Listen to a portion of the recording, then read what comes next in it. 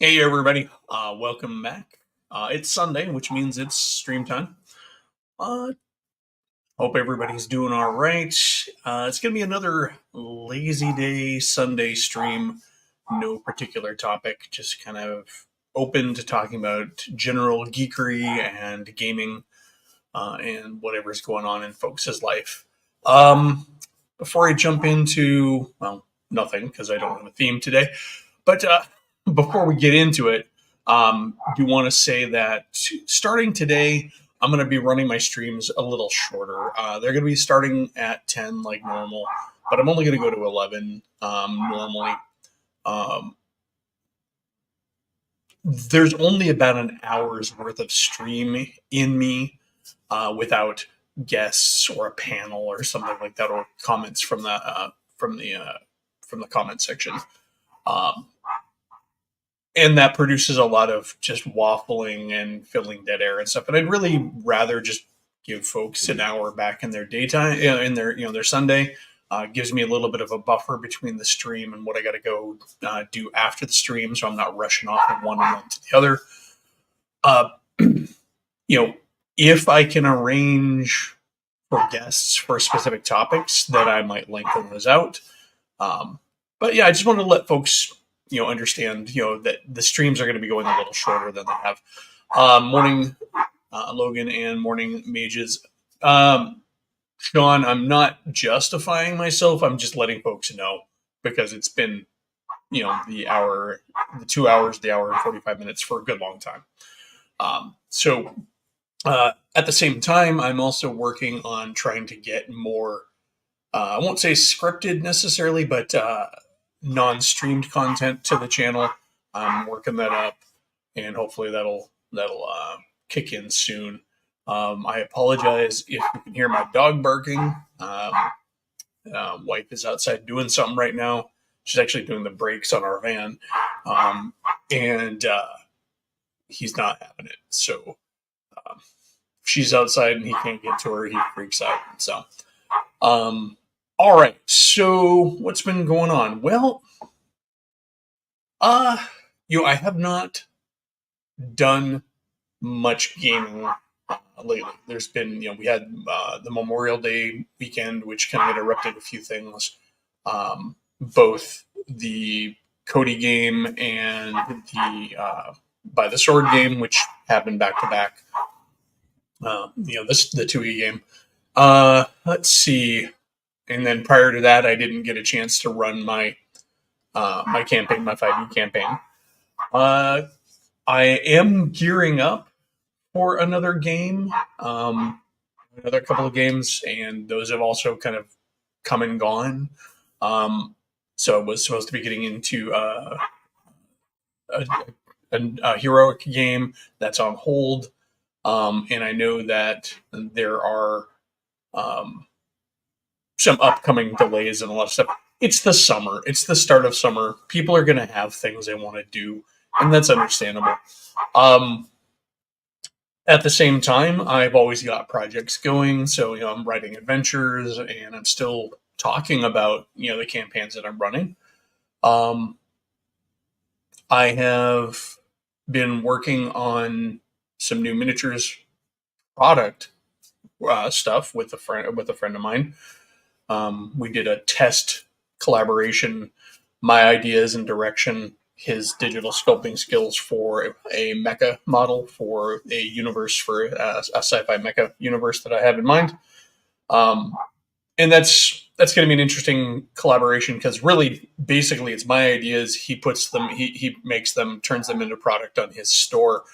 Um, I don't make money out of it, but I'm not really interested in that. I just want to see my vision come to life, and if I can help somebody else's business, then great. I, I'm not going to be able to ever afford to get that going myself. So if I can find somebody who's willing to make my vision into reality, and then I get toys to play with, and they get a product to sell, mazel tov. Um, it's all good. Let's see. Uh, let's see. I'm kind of excited, kind of distracted because this coming week My son is going to be stopping by and staying with us. He's helping a friend move from the East Coast back to Washington, and they are driving a truck full of stuff from Massachusetts to, North Washington, just south of the Canadian border.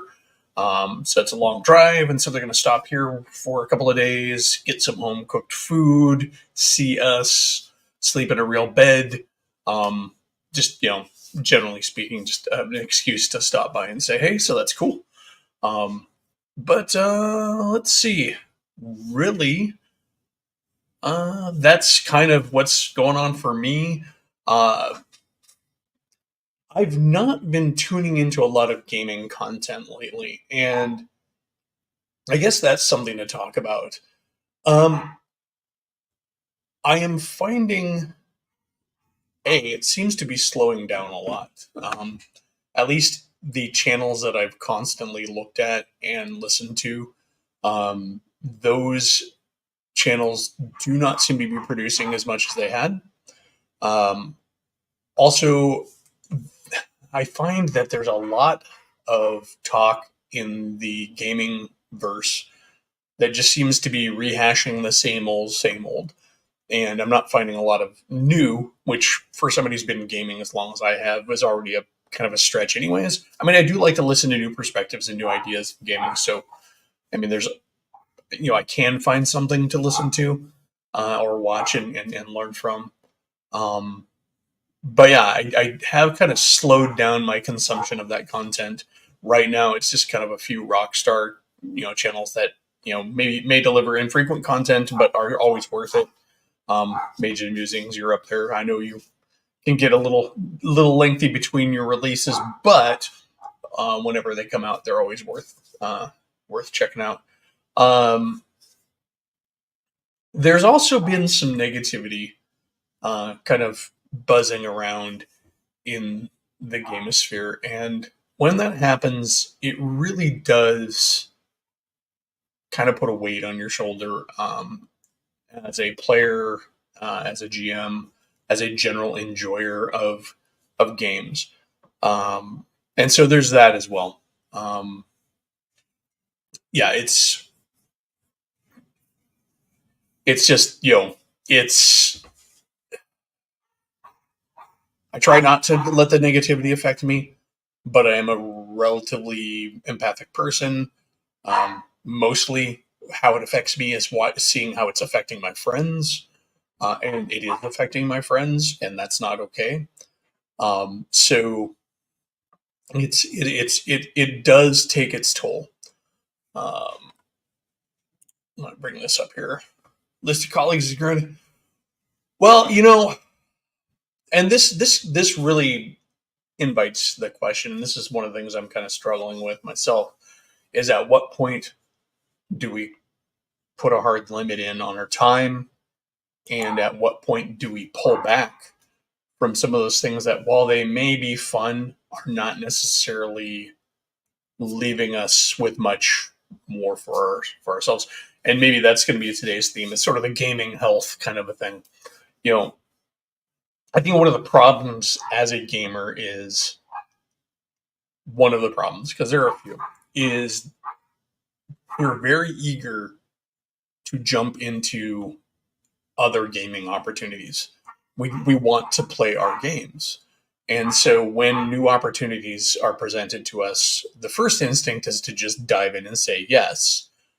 At the same time, every time you do that, it's requiring more demand on your time and your energy. You've got to play different characters. You've got to create different campaigns, and so all of that is taxing your creativity, your energy, your time, your interpersonal relationships. Like for me, one of the big factors is I still have to make sure that I leave time for all of my family obligations. There's time with my wife, there's time with my brother and his family. There's leaving time open for spontaneous generation of time. If every minute of your day is booked up, then you're not open for those opportunities um, when they present themselves. I counter this by always placing And this may sound weird to a lot of gamers and may even sound like absolutely sacrilegious to gamers. Um, for me, gaming will always come second to something real, and something um, like real life or in interacting with people on an actual very like basically they'll always take a back seat to an opportunity presenting itself. Gaming is always going to be there. A scheduled game can continue. We can miss a session if I have an opportunity to go do something. Um, yeah, well, I happen to be married. I have family locally. I have things I got to do. you know, um, and I do like to leave things open. I mean, on the Memorial Day weekend, I had something. We had an opportunity that we have yet to have had a chance to do in the 2 years we've lived in this new house in this new place. We had friends over. It wasn't a long stay, but it preempted my game. Well, my game is already preempted, but that time that would have been if I had that opportunity, I would have still preempted my game because it's something that is more important to me. And this is the thing: it's a sliding scale. It comes down to what your priorities are.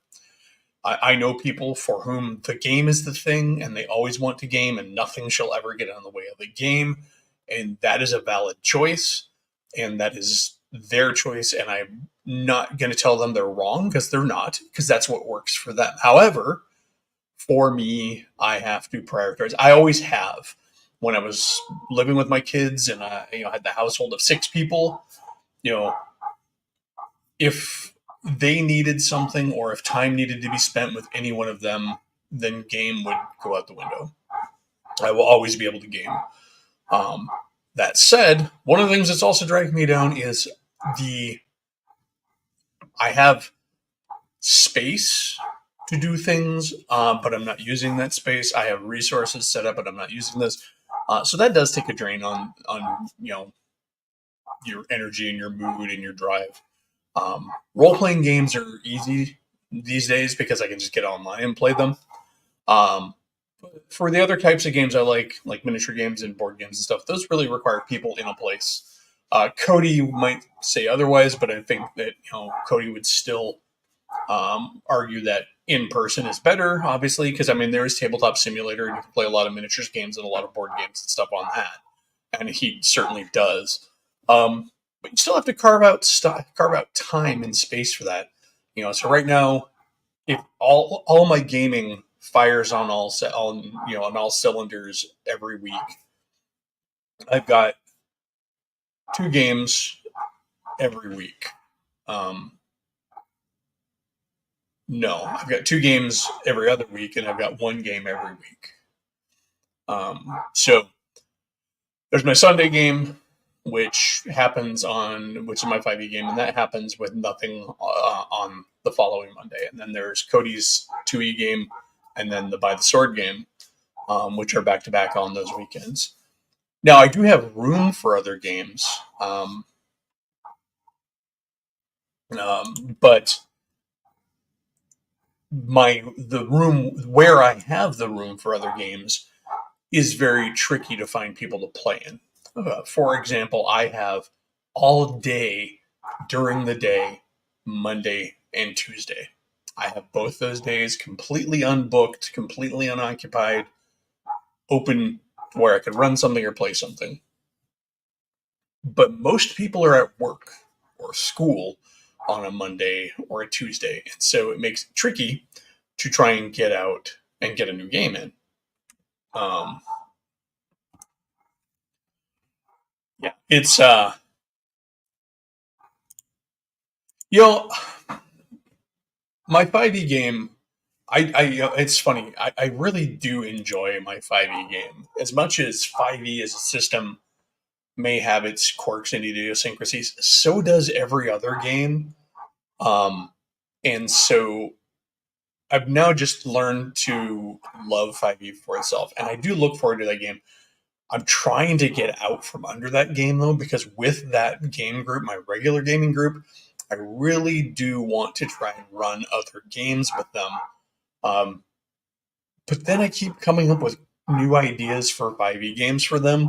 So maybe it'll just go on forever. Like, we're reaching the end of this particular um, campaign thread on that group, and I'm considering possibly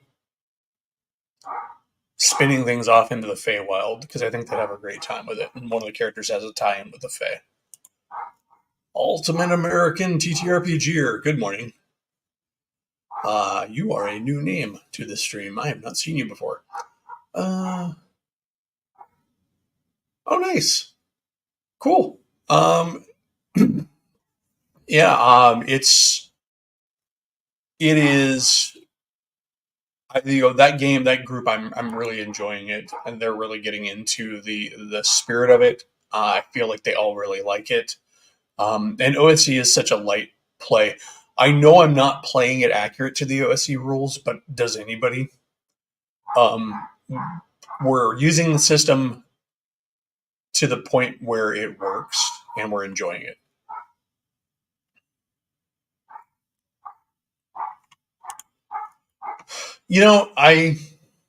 Maybe I'm just a cynic, but I've never really attached myself to specific games. The only real exception might be Marvel Superheroes.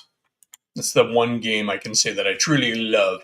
I mean, I really enjoy D&D, and I love D&D as a whole, but editions never really mattered to me. And so, yeah, it's one of those, I don't think I'll ever say I love a particular edition over another when it comes to D&D.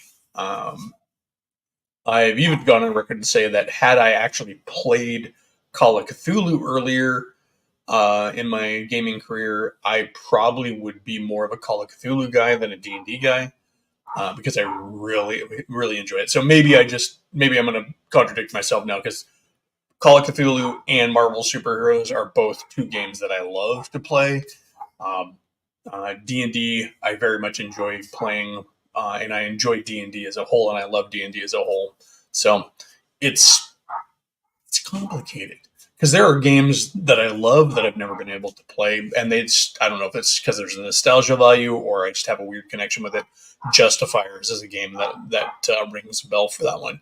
I really like Justifiers. I like the setting. I like the concept. I like the weird quirkiness to it. Not a fan of the system, but that setting is a fun setting. It lends itself well to one shots or short shots. It lends itself well to campaign play if you wanted to. It has a potential to be really lethal, which is fine because the nature of that game lending itself well to one shots makes lethality an okay thing. Let's see.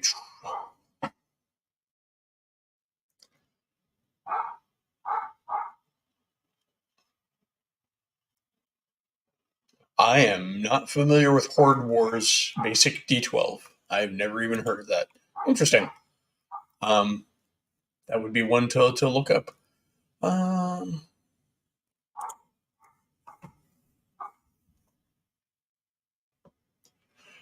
Yeah, we played a lot of Beyond the Supernatural when we were younger too, and that was where we scratched our horror itch.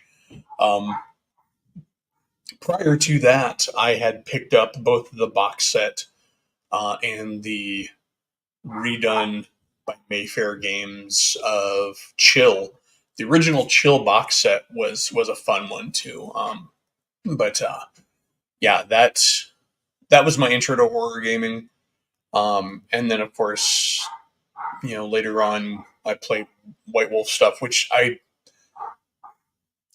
it's horror adjacent. I mean, it's horror themed, but I wouldn't say it's necessarily horror genre. Um, I played Ravenloft, but Ravenloft with D&D characters doesn't feel like horror to me.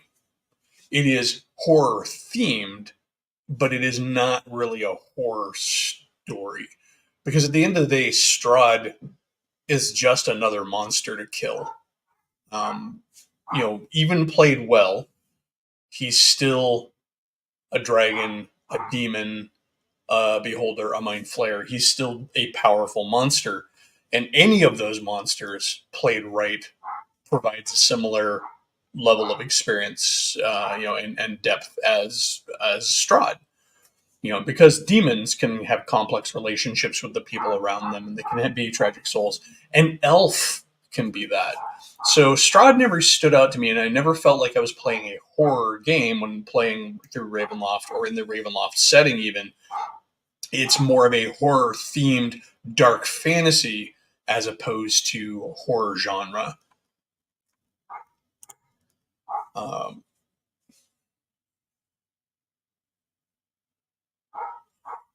I'm not sure. I agree with you. I mean, obviously, individual mileage may vary. I didn't find it frustrating. It's just a matter of assigning percentage points after you get your attributes. You go through your careers and stuff.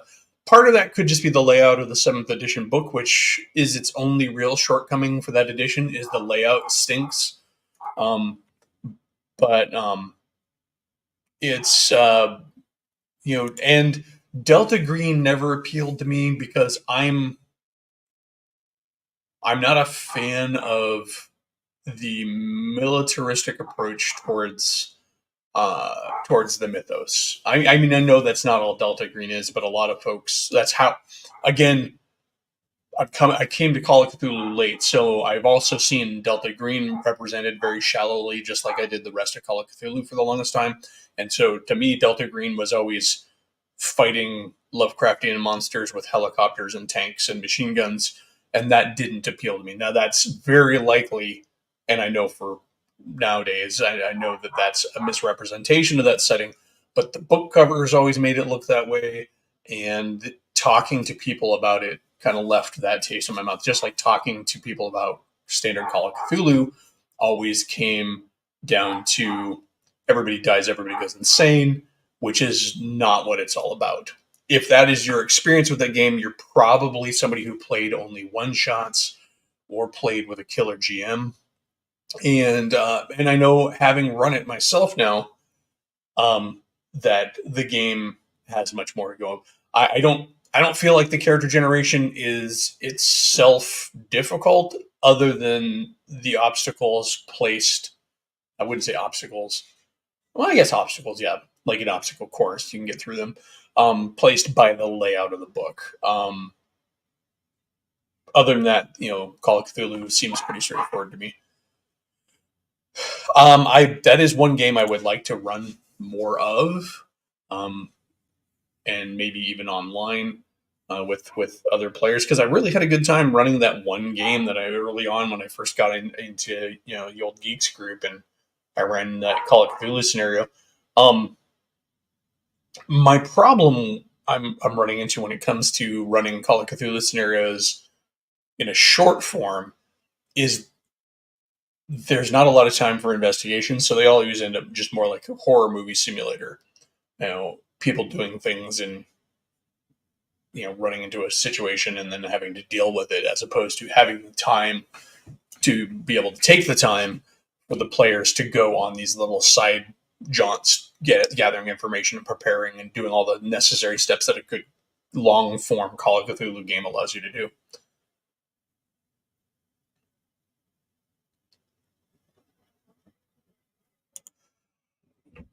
Uh, you know, so here's the deal. Did it scare them or did it worry them?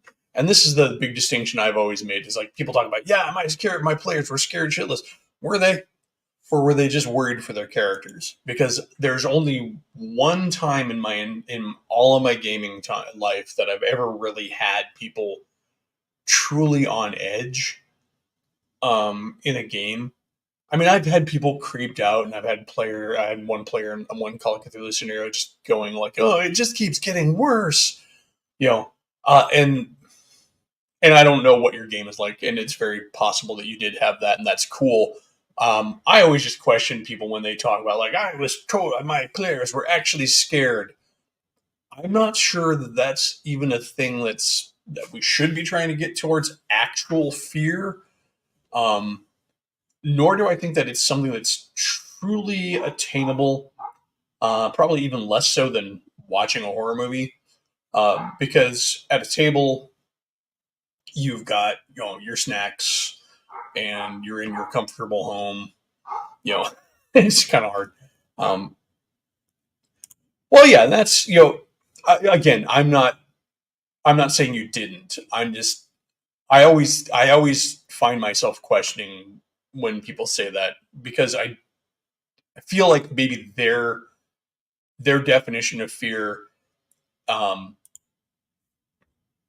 is skewed. I mean, I'm not telling them that they're wrong. I'm not trying to gaslight anybody, but I think a lot of people don't express their actual feelings or their thoughts on things in the best way all the time.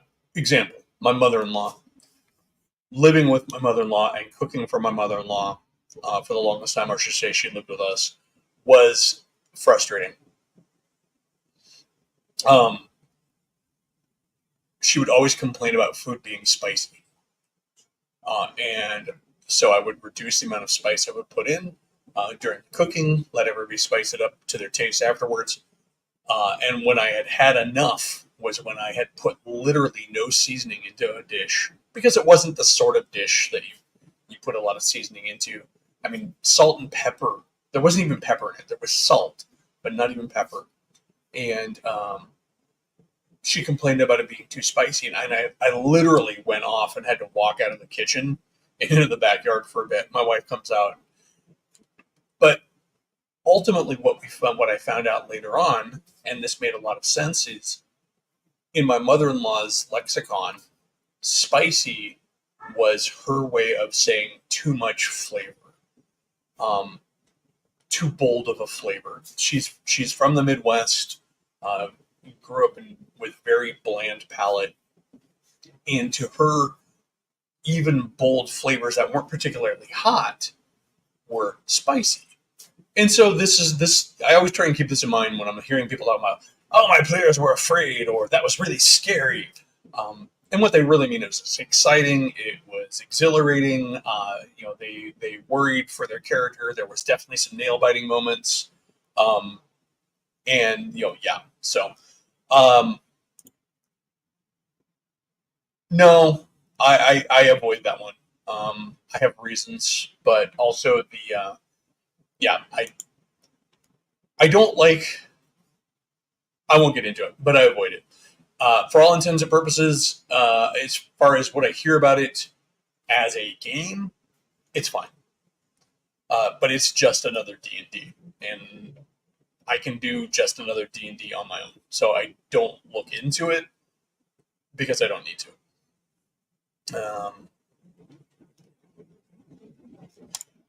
The the greatest expression I've ever had of any kind of actual emotional investment, and again, I'm not trying to get this in my games all that much, because I feel like it's diminishing returns. It's a lot of effort to put in for haha gotcha kind of thing. So, and that's not important to me. Though I did in an Aliens game once have my players so on edge that they asked, and I've mentioned this before, that they managed to actually frag their commanding officer by accident, because the players were so on edge that when something came around the corner in the space station, they just shot. They opened fire, and it was their lieutenant. So, um, that is cool. Getting your players to be very much like, we got to go now. That's cool. Um, but personally, I don't ever want to make my players truly uncomfortable or afraid. Um, that's why I kind of roll my eyes when I hear people talking about, getting mad about things like safety tools, and getting mad about, like, well, you come to my table, you should be prepared. Well, all good and stuff, but we're all coming to the table for a shared experience. And I believe as a GM, this is my belief, as a GM, I should be looking out for my players and not trying to shoehorn or force them into something that is truly uncomfortable for them. Um, and thinking otherwise just seems like low key bullying, um, or like low key narcissism. And so I really don't buy into that. Good morning, Cody. Welcome, welcome. We were just talking about you a little bit ago. Uh, but so it's but by all for all intents and purposes, a lot of people might consider me sort of a soft GM if you want to like throw out labels. Hey, Dirty History and Hobbies, welcome.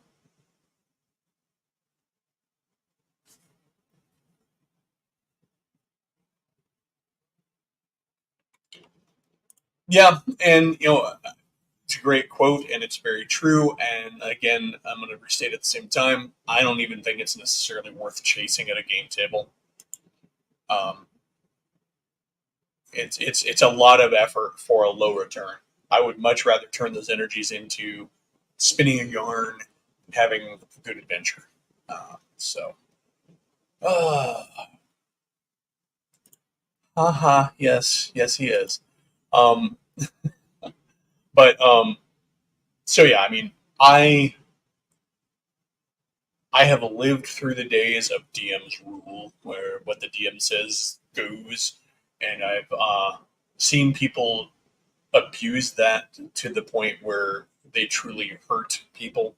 Like, no, granted, we're talking about younger players, but still, I've seen it go bad, and it's just not worth it to me to like be that authoritarian GM who's just it's my way or the highway. Well, without players, I don't have a game, and I'm not necessarily out to chase my players away.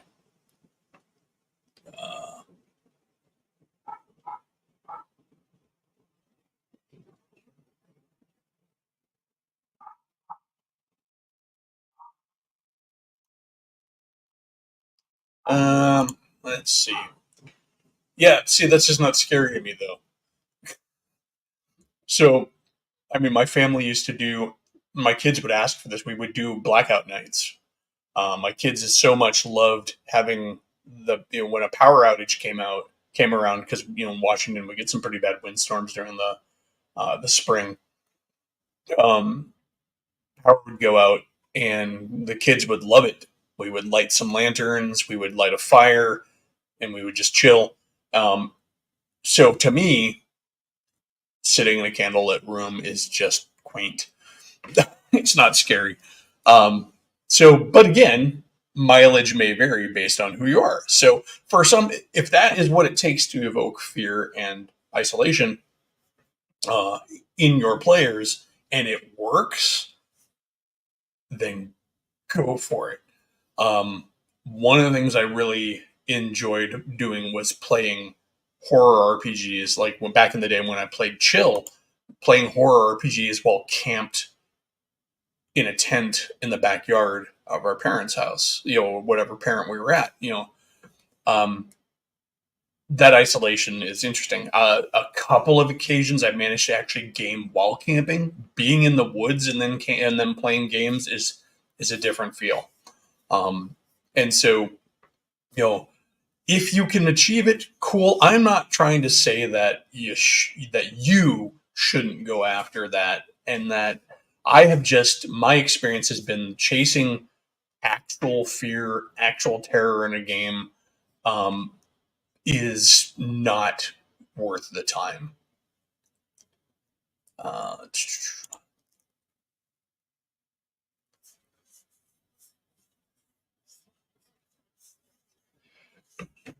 yeah, it's and if you're playing the pulpy angle, then Cthulhu is just another monster, and cultists are just other more bad guys to beat up. And there's even pulp Cthulhu for that, and that's a way to do. I mean, pulp is one of those genres I really love. I have it kind of just it flows for me really easy, just like horror does.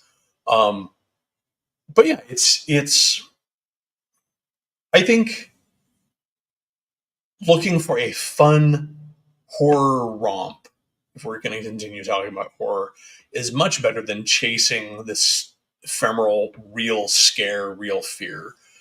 Because you're, I can't, I know I keep saying it, but I just feel like you're wasting a lot of energy trying to scare players who are sitting in the comfort of your home, eating pizza rolls, and, drinking their favorite beverage while rolling clackety math rocks.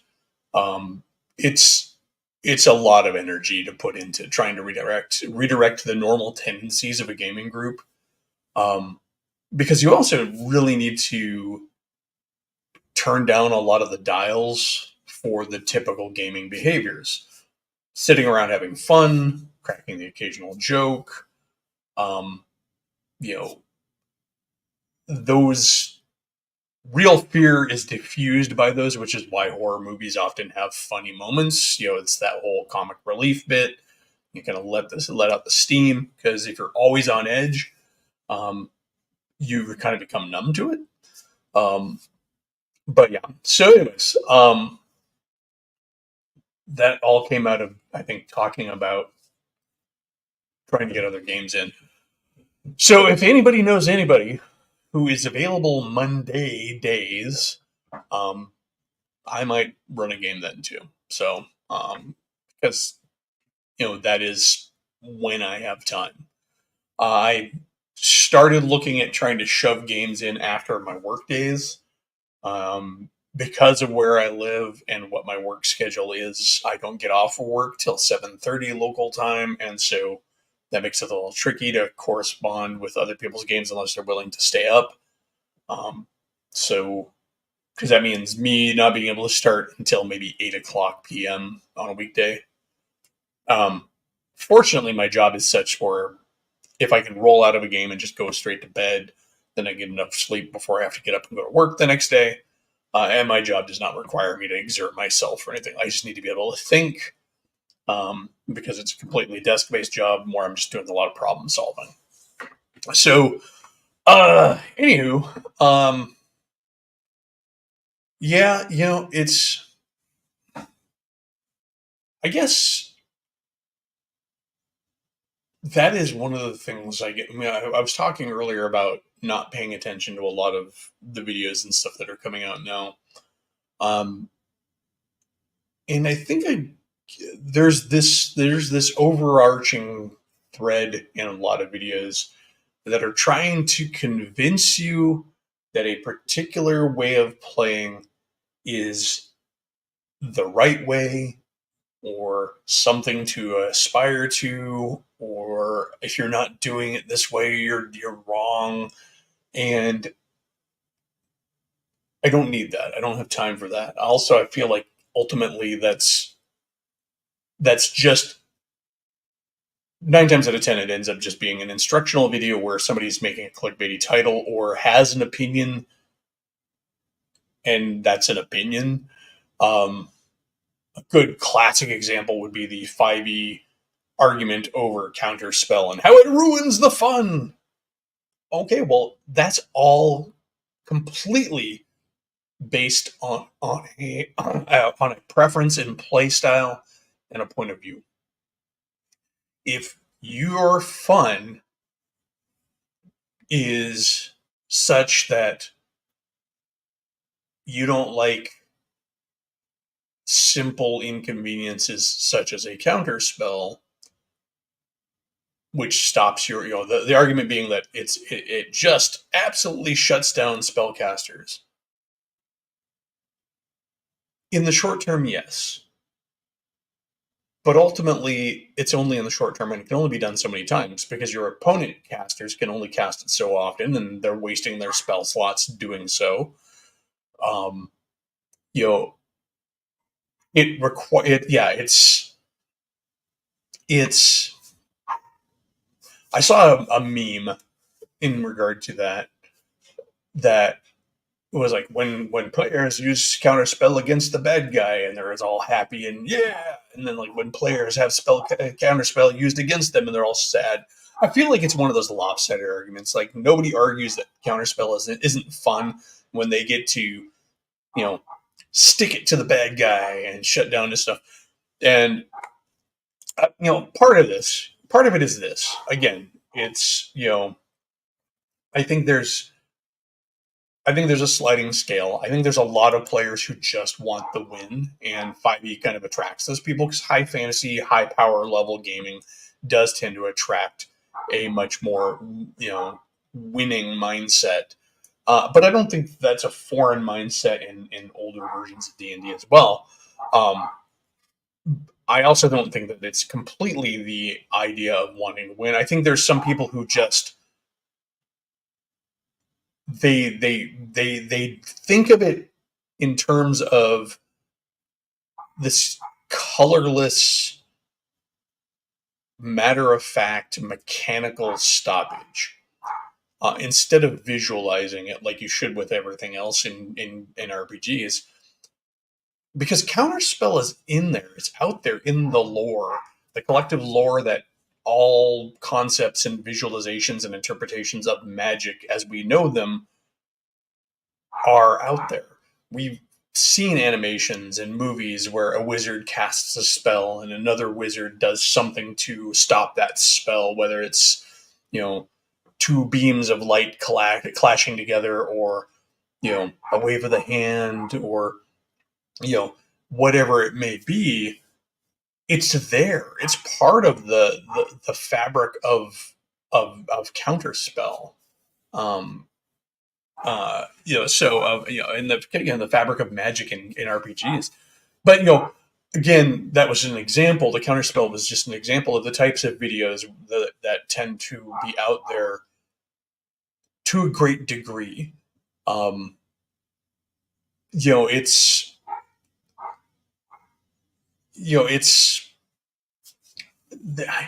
it could just be that I'm getting old, long in the tooth as a gamer, and a bit cynical. That a lot of these videos are, all I can do when I watch them is just react and say, I like this, I also do this, or I don't like this, I do it this way instead. Hey John, welcome. Hope you're recovering from the convention. Hopefully you didn't get any of the con cred. Eat too many sausages. But yeah, it's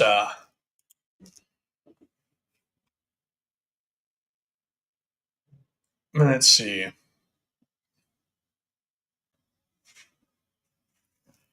Yeah, and I would like to say that's a new thing, but it's not. Those arguments have been there as long as the game has existed. There have always been arguments against, or at least trying to look at and re-examine those concepts.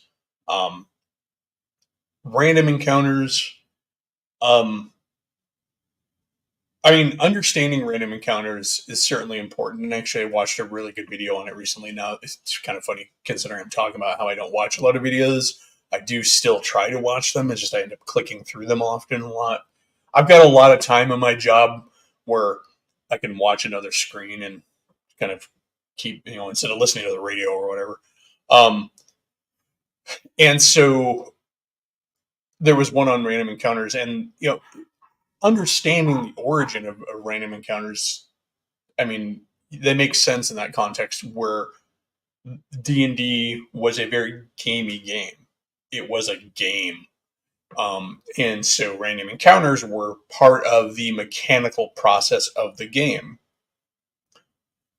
As the game evolved in what it was, the cut and dry of random encounters tends to rub a little bit against the fabric of the rest of the game, because those random encounters now seem a little too random.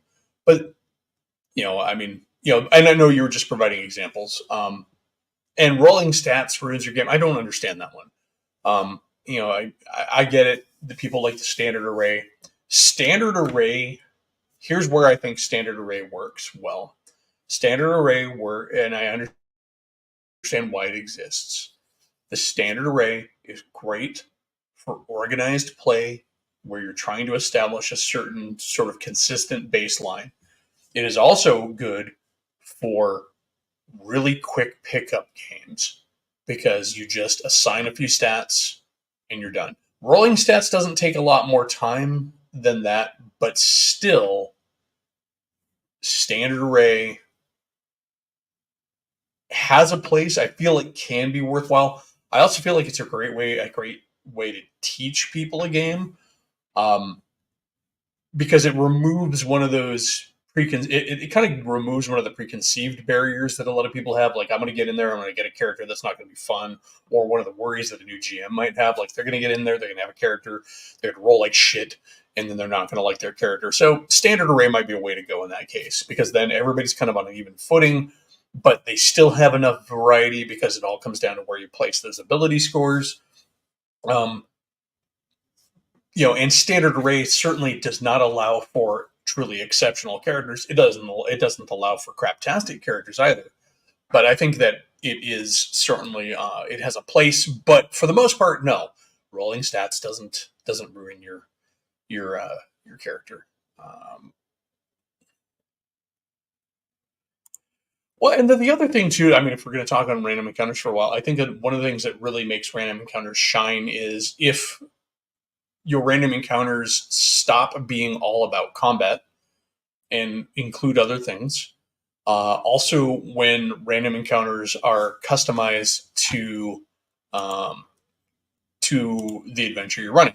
I'm going to pull up something real quick because visual aids, woo! Just a second. All right, so in by the sword, I'm going to pull up the adventure we just finished, Isle of the Eye. Okay, present screen. There we go. All right, so, all right, hopefully everybody can see this. Let me pull down John's thingamajigger. All right, so let me get to a better version of the screen, or possibly, yeah, I'll just take it off the screen here. All right, so if I zoom in here, so go through the adventure, All right, so in here I had a small volcanic island with a couple of distinct regions, and so because there was no dungeon except for the very core when they get to the Cyclops' lair, I created a series of um,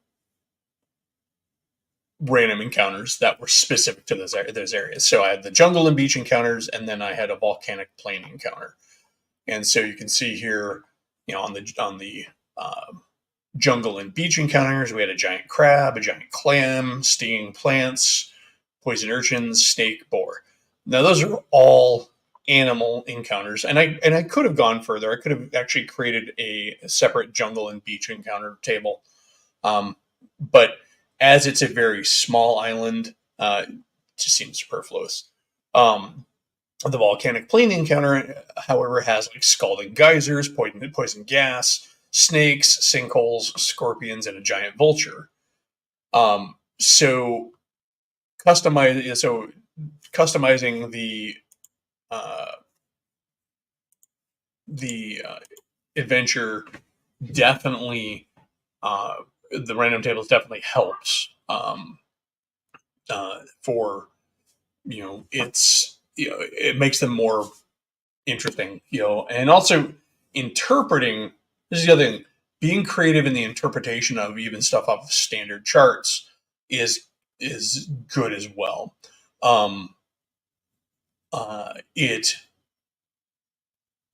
allows you. I mean, if you roll a dragon, for example, it doesn't mean you're going to fight a dragon. It means you can maybe see a dragon flying over, or maybe you come across the aftermath of a dragon. This, of course, is interpretation. There's nothing on the chart that says that this happens, but if your party isn't ready to face a dragon and you roll a dragon, you can choose, and it's really not important to the adventure. Um, there's nothing wrong with saying that, hey, you come across the carcass of carcasses of an entire flock of sheep in this field. Some of them show marks of being, melted by acid. Cool. Well, then they're going to ask, are there footprints around? Well, there are footprints, but they don't seem to be a track. Like, they appear in specific locations. You can really build your world, tell your players that there are dragons without putting a dragon there, using the random random encounters. Let's see.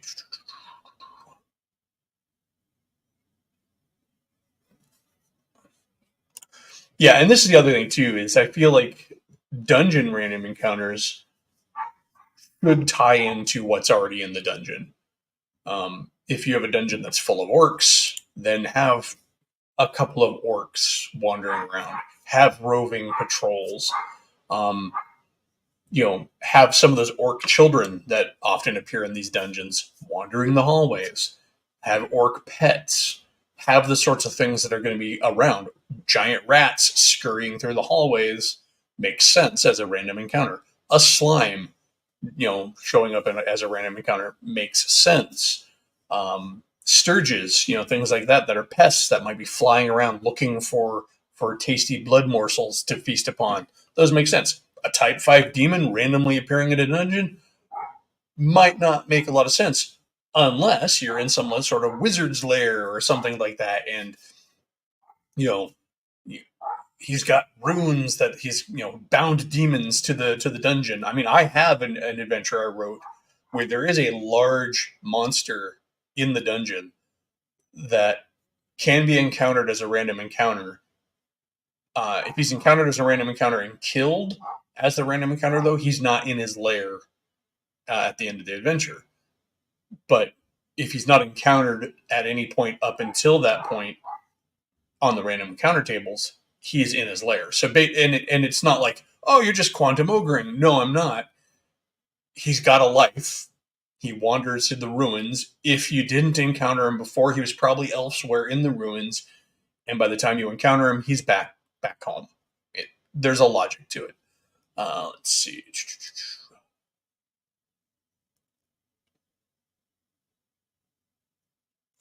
Yeah, I have started using double dice tables because I like the curve that they produce as opposed to a single die table. I used to just simply do like a D10 or D20, but I'm trying to, where I can, use double dice tables at least for the curves that they produce.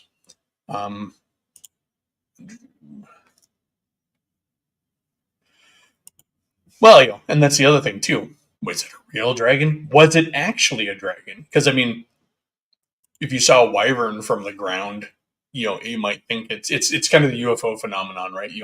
Things up in the air don't have a good sense of scale. So was it a real dragon, or was it some sort of dragonelle or a fairy dragon or a wyvern or whatever? Were you really counting the legs? Could you see the legs from there? Maybe all you saw was the two legs hanging out at the back, and you're like, oh, it's only got two legs, so it's a wyvern, when it actually was a dragon. Um,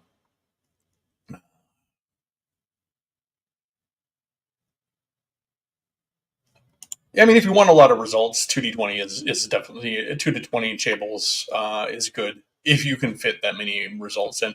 I mean, the other thing too is, I mean, with tables, if you really want to lean towards certain things happening, you can have multiple chunks of that curve be the same encounter. So, hey, nerds, nerd, welcome. All right, so like I was saying earlier in the stream, I'm going to be cutting these streams down to an hour, simply because it just makes more sense for me. So we are coming up on that hour. I do want to thank everybody who did show up today. If the 1 hour ends up feeling too short, then I might adjust it.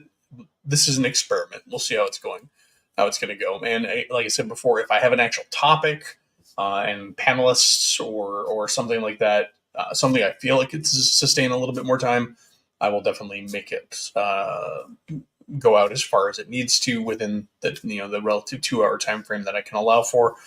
But right now, got about 5 minutes. Anybody else have any comments, suggestions, questions? I think we talked about a good number of things, gaming wise today, and that is to a great degree due to everybody who showed up and said interesting things in the comment section. Let's see here.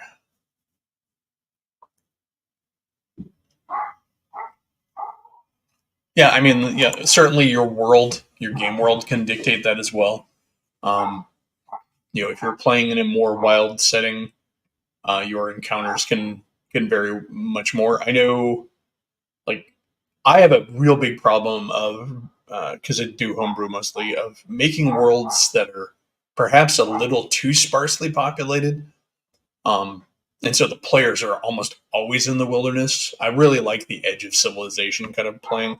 I mean, it's not to say you can't have games that are played in a more established area. It just means that you're going to be a little harder pressed to justify some of those monstrous encounters because even by D&D's logic, own internal logic, holdings, strongholds, can only be established after the players have secured the land, after they have gone ahead and killed the monsters and pacified the countryside within a certain area.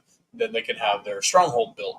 So this means that in any suitably civilized area, that while there's still room for monsters, they're going to be fewer and farther between. So in those settings, your adventures and your encounters are either going to be tucked away places that people haven't disturbed yet or avoid, um, uh, or monsters wandering into the area from outside, or they're going to be your humans and demi-humans who live in the region, which is perfectly fine because I'm sorry, but honestly, when it comes down to it, an orc and a bandit are about the same thing in a game.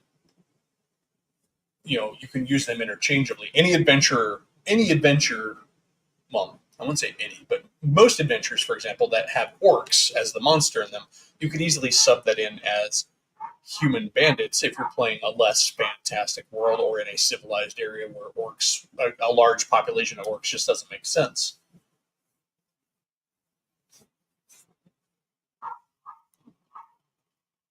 Yeah, I mean, you could do that. You could certainly string things out and have sort of an algorithmic approach to your encounters. Uh, Sorry you're showing up so late, Derek. I'm actually getting ready to just about to shut down the stream. But I appreciate you stopping by. All right, guys. So we got 2 minutes left. The end of this, I'm just going to kind of pitch a few things. We got Mage Musings in here. He's got a great channel, Dirty History and Hobbies. He also has a channel. The Old Geek, of course, has a great channel. From the Hilt has a channel. GM Cody has a channel. Everybody has a channel. You got a channel. You get a channel. But lots of good folks in here. And if you haven't checked out their channels, definitely worth checking them out. Welcome. Showing up right towards the end here. But on that note, I am going to go ahead and say have a good day, everybody. Thanks for coming by. I appreciate it. If the shorter form ends up being too short, then I can maybe I can always go ahead and link that out, change it up, whatever. But I know a lot of folks do show up later in the stream, so if you're showing up later in the stream, I apologize. I'm gonna maybe you didn't hear the announcement at the beginning. You can always go ahead and watch it, but I'll restate it. I'm going to be cutting my streams down to an hour unless I have a reason to make them go longer. But on that note, everybody get out and game. Enjoy your weekend. Hopefully, as the summer's coming up, you guys are all getting ready to go do your things. And have a good one, folks.